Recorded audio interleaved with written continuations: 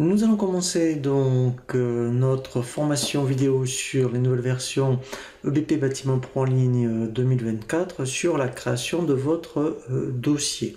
Donc lorsque vous avez créé uniquement le dossier en ligne sur le site d'EBP, donc quand vous le lancez, vous allez avoir donc dans un premier temps cet écran d'accueil. Donc dans un premier temps, eh bien, il va falloir réellement créer votre dossier. Donc pour cela, en fait, on clique ici sur le menu paramètres. Et ici, vous voyez, donc moi sur le site de BP, je l'appelais BAT Pro 2024.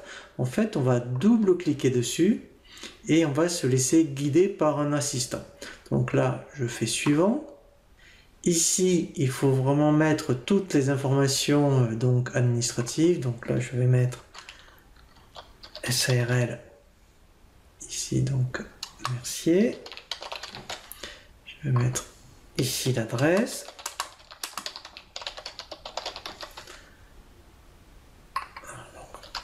Le code postal. Voilà. Je continue, je fais suivant. Donc là, toujours pareil, il faut vraiment mettre donc toutes les informations. Alors maintenant, c'est vraiment très important, puisqu'on abordera cette notion de facturation électronique. Sauf que pour l'instant, c'est vraiment du provisoire, puisque ça rentrera en vigueur en 2026 voire 2027. Là, en fait, mon objectif, c'est de vous sensibiliser sur vraiment les informations obligatoire dans un premier temps. Donc bien évidemment, ça aurait été votre adresse, mais après, ce qui est très important pour bien anticiper, je dirais, la mise en place de la facturation électronique, après votre adresse, ça sera donc bien sûr votre numéro de TVA Intracom, le SIRET et le code APE. Donc ici, en fait, alors ici, voilà, c'est très important, bien on a dit, alors nous, on va...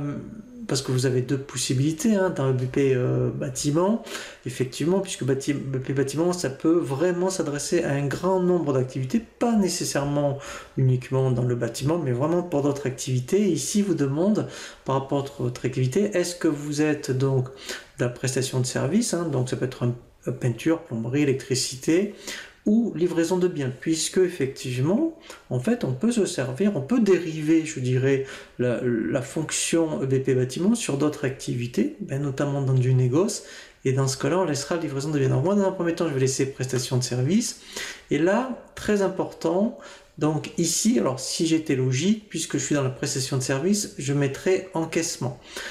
Donc ici, en fait, en fonction de votre activité, si vous êtes dans le négoce, vous mettez débit. Si vous faites que de la prestation de service, vous mettez encaissement.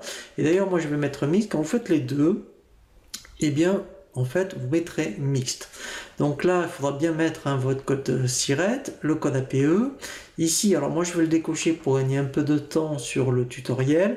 Donc, c'est pour rapatrier tous les codes postaux. Donc là, moi, je continue, je fais suivant. Donc, j'insiste à vous, vous le laissez cocher, je continue. Voilà, donc ici, en fait, c'est les fonctionnalités disponibles.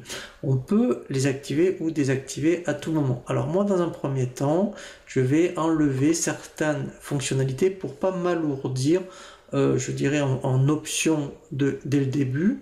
Petit à petit, quand on rentrera bien dans le logiciel, on reviendra donc ici et quand on abordera vraiment les chapitres en question comme l'analytique, la gestion de planning par exemple, bien on reviendra ici, on va le cocher. Donc ça je vais le décocher, je vais décocher aussi gestion de l'analytique et dans un premier temps je vais décocher gestion de planning. J'y reviendrai quand on abordera vraiment tous ces chapitres. Donc je continue, suivant et je fais lancer. Il a donc terminé, là vous voyez la création du dossier, je fais fermer. Donc là, pour l'instant, on a un tableau de bord qui est vide, ce qui est tout à fait normal. Donc nous allons voir maintenant un tutoriel sur tout ce qui va concerner l'ergonomie et la navigation.